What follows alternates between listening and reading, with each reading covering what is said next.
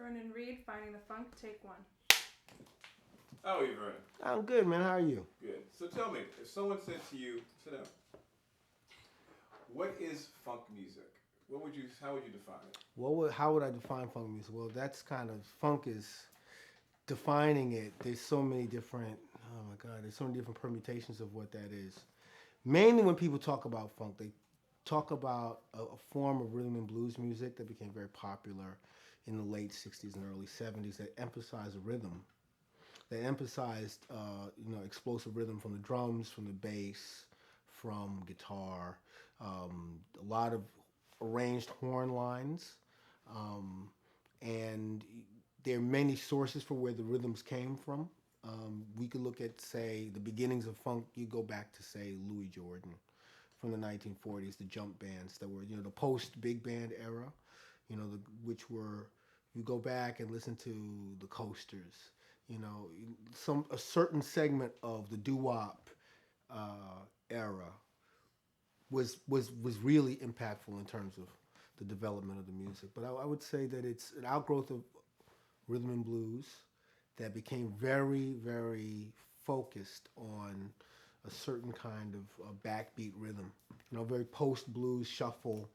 Sort of little bit of less kind of the swing of the shuffle, and um, God, that's a very general um, way of thinking about it. But it's very much a music that's identified with the late '60s, mid '60s, and definitely the '70s. Like '70s, the '70s is the sound. The sound of the '70s is partially the sound of funk, to a large degree, the sound of funk. What artists would you say, would you just say help define funk music for you?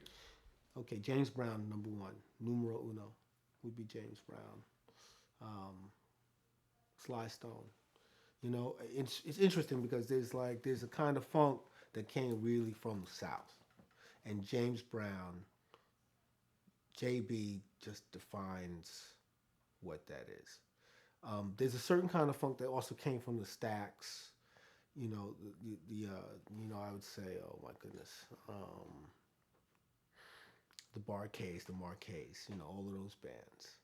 And then from the West Coast, I would say definitely Sly Stone.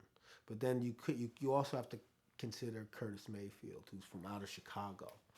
He came out of R&B, and he was he's this incredible songwriter and composer, and a lot of what he did, really coming from the R&B singing group, the Impressions, he morphed from that into becoming a defining voice in the funk from the from the Midwest, I would say.